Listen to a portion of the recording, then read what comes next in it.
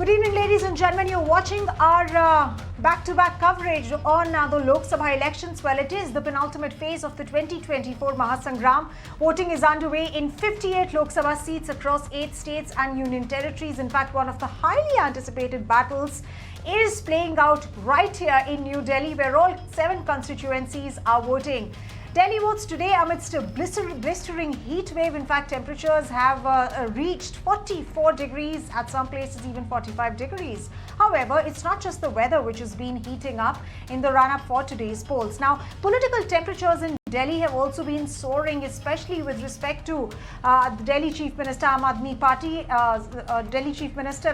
Party Supremo Arvind Kejriwal, who's been released on bail on the grounds that he can campaign for his party. But it really remains to be seen whether Kejriwal's arrest just before polls and his subsequent release on bail by the top court will indeed help in swinging some votes in his favor. Or will it be marred by the multiple controversies that the party has been embroiled in lately, including the recent Swati Maliwal assault case and, of course, not to forget the liquor scam policy case.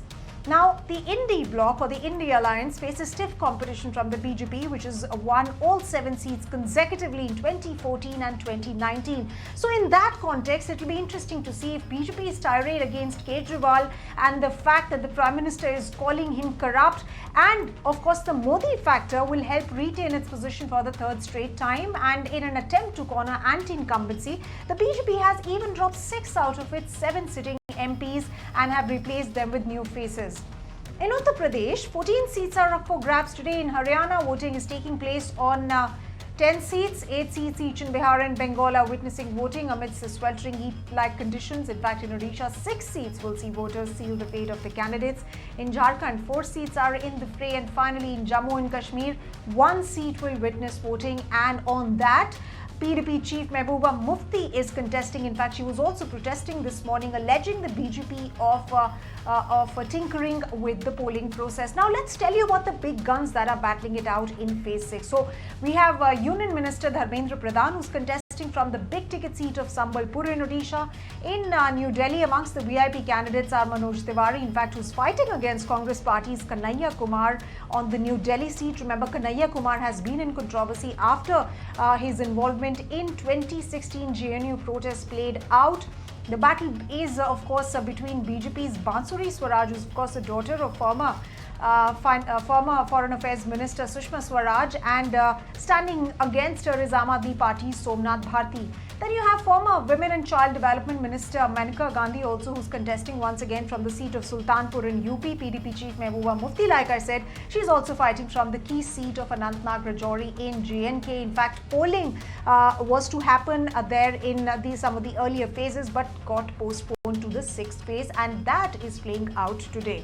In Bengal, Tamluk, controversial former Calcutta High Court Judge Abhijit Ganguly is fighting his first Lok Sabha battle. In Haryana, former Chief Minister Manohar Lal Khattar is also contesting from the seat of Karnal in the state, and Naveen Jindal, the Congress leader who jumped ship and joined the BJP in March, is contesting from the seat of Kurukshetra, and he is, of course, against Aam Aadmi Party's Sushil Gupta and INLD's Abhay Singh Chautala as well. So there is a family battle of sorts also playing out as far as the Chautala family is concerned, and that's playing out in Haryana.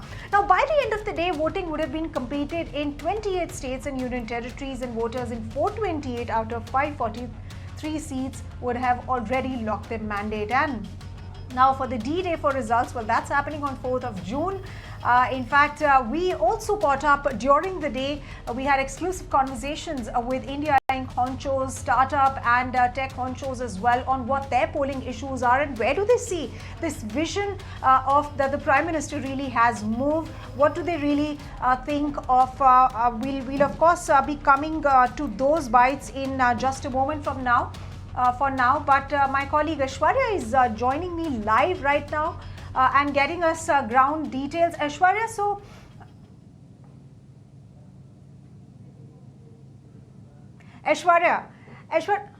Right, right. So I'm told that you've been patched in now. Aishwarya, give us a sense of the kind of voter turnout that you've seen. I mean, since morning, I think very many people came out to vote. It wasn't too hot. And then during the day, have you really seen that drop? Because, the Election Commission data, according to several reports, is really showing that the voter turnout as of now, as of 3 p.m., really stood at 49.2%. What is the sense that you're getting on the ground?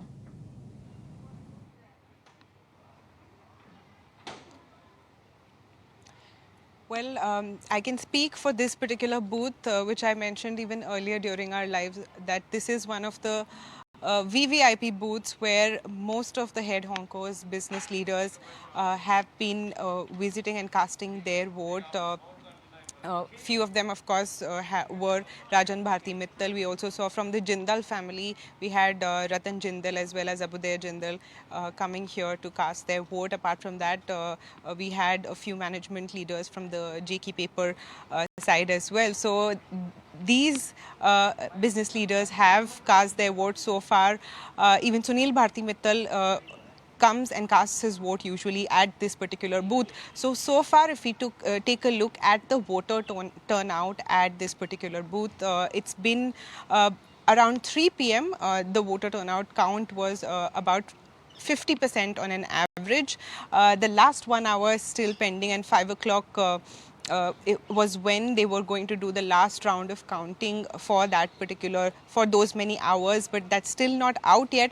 But until 3 p.m., the sense is that the voter turnout here has been about 55%. So still not beating Mumbai there yet. Overall, the heat wave is probably one of the reasons we saw fewer youngsters coming to this booth. Senior citizens over the age of 90 have made it to this booth despite, and few of them actually came here in an ambulance. They were taken care of course, by the service people here as well. They had wheelchair assistance. So overall, for the voters, heat wave should have been one of the reasons why maybe we saw less voter turnout here. But apart from that, if we talk about a few of the voters here right now, in the last 1 hour, I think for the 1 hour I was hoping that there would be queues here lined up here, but still it seems to be the last hour is going to be kind of empty here, and maybe 55% to 60% is what the voter turnout might be, at least for this particular booth at Aurangzeb Road so far.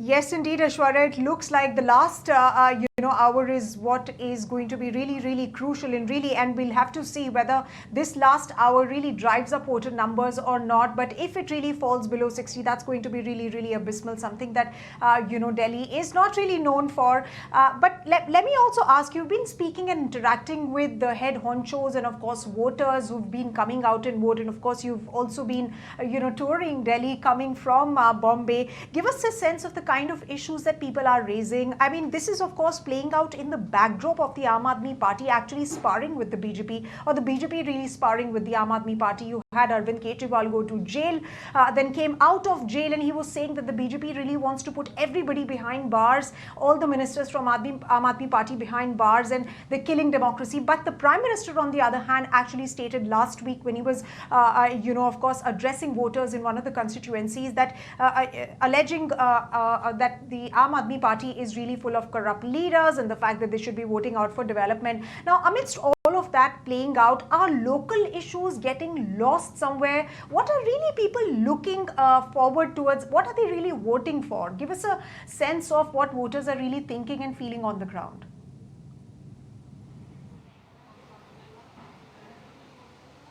But as far as the head honchos are concerned, to all of the people that we enlisted earlier, Rajan Bharti Mittal and a few others as well, from an industry standpoint, they do hope for their own industry, especially JSL perspective, that some policies come through in terms of banning exports, etc.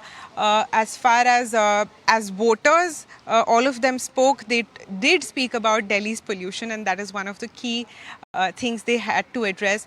Of course, this particular booth, which is the Atal Adarsh Vidyalay booth, this particular booth and the area around this is Aurangzeb Road. Is full of affluent people, and a lot of HNIs also reside in this particular area. So they don't really have the common man issues here, but what they do expect is upliftment of livelihood of the people, especially the salary man, the common man, and that's something that has been at the top of their list. And pollution, of course, was common throughout all of their appeals and all of their asks throughout.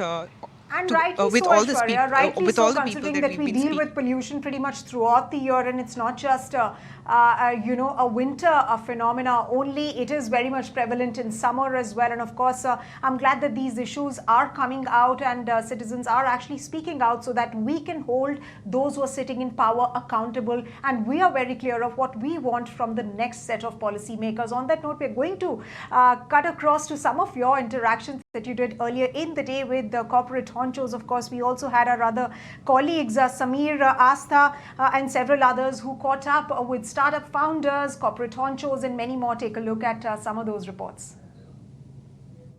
I would want everybody to go and vote. I know it's, the heat is pretty disturbing and very incriminating, but at the same time, I think it's important for everybody to come out, and youngsters especially, they're our future. So I do see fewer people, but maybe as the day goes on, it'll catch up. From this constituency and the leaders here, what are the 3 key things that you want them to change? Well, I think it's not just this constituency, it's overall. I think we are on the path of progress. And last 10 years, we've really seen our country change. And I think individually, the local problems that people face, they are common to all. I just wish the elections were a little in better weather. It is a little, I'm sure it's difficult for people to go and campaign also. Local problems I wouldn't be able to say very much because we live in very secluded homes, so we don't have those kind of problems. Also, we're looking at another benchmark of reaching $1 trillion economy. What do you think we need to do as a country to drive that kind of growth? The kind of growth that has happened in the last 10 years, it has changed the whole picture of the country. I'm not going to comment politically on anything, but at the same time, we do feel that we've seen a sea change in all policies, whether it's economic or whether it's even social and all. And I think we are on the right path. I feel there should be a lot more polling percentage. Numbers should increase.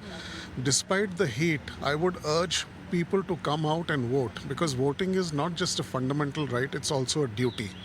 So I feel more and more people should come out so that we have a good, stable government at the center in the next 5 years. Right. And youngsters are missing from all the polling booths, everyone. Even in Mumbai, we saw fewer youngsters. We've seen people over 90 come and cast their vote. What would be your message to them? There are a lot of first-time voters in this election, and I appeal to all of them to come out in large numbers and vote for a good, strong, democratic government at the center. And this is not just an election, we have to take it as a national duty. We must exercise our right to vote. And I think, let's hope and wait till the evening and see what the numbers are. But I want the percentage to be high by the evening. As hot as the weather is here, the political situation in Delhi is also heated up. What's your sense there and what's your view there? We have seen the BJP government at the center in the last 10 years, led by Prime Minister Shri Narendra Modi ji. People want to vote for continuity. They have seen the benefits that they have accrued over the last 10 years from this government. And to continue the progress, to continue stability of the government, people have decided to vote the BJP back at the center. And we are going to see Prime Minister Modi ji again taking his third oath and becoming the Prime Minister for the third time in the next week or so. I hope the things which the old government has done should be taken forward. My Make in India should be strengthened further, and Startup India programs should be also given more encouragement. Startups, will play a very important role in Viksit Bharat. So I think all these things should come together to make India a much better nation. So, what all policies that were taken in the last 5-10 years, the support that was given, was that sufficient enough? What overall, how you analyze the performance of the last 5 to 10 years of the functioning of the government? I think the government did well. Startups like us started in the last 10 years. We started when Startup India as a program was started. The ecosystem was developed very well so that startups could start. And if you see in the last 6 years, there's a complete change from where people were never wanting to join startups to people starting their startups and also wanting to be job givers rather than job seekers, right? So I think it's a big change happening. If you look at Make in India also, it was started mostly around 2021. There was nothing called Make in India earlier, but now we are proud to say that brands like us are, because of the ecosystem given by the government, we are proud to make in India. And it's become much easier to make in India than it was before. So manufacturing has come back to India, which is also a positive sign for the country, right? There are people who wanting to leave their jobs outside. Earlier people used to be very happy going outside India for jobs. Right now, people are, when I speak to people outside, they are like, "Oh shit, what are you guys doing in India? We want to come back to India." So India has suddenly become powerful. Now, I think there should be good polling. It is very hot, and with long lines, etc., people do get a bit discouraged. But I don't think that is the case. I think we had a decent number of people right now in the morning. People have come and gone. I can see the lines building up. So I think people will come out and vote. And I think it's not just the right, but it's the duty of citizens to vote. So I think as many as... And Siddharth Birla, former FICCI president, shares how he has seen improvement in government hospitals in Delhi. Take a look.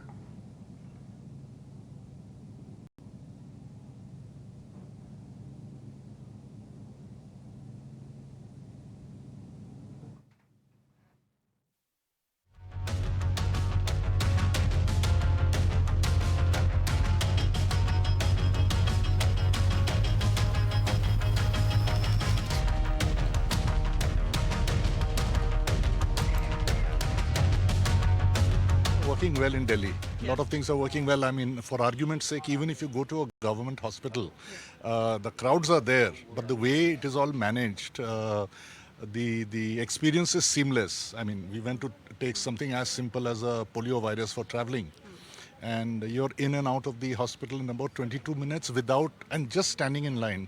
So I think, there's been a lot of development. I have not been to the schools, but I believe the education side is really doing well. And we can see from many children who are going to government schools, I think it's a really good development. So I think education and healthcare still have a long way to go, and we need to pay attention to that. If you like this video, then like, share and subscribe to ET Now.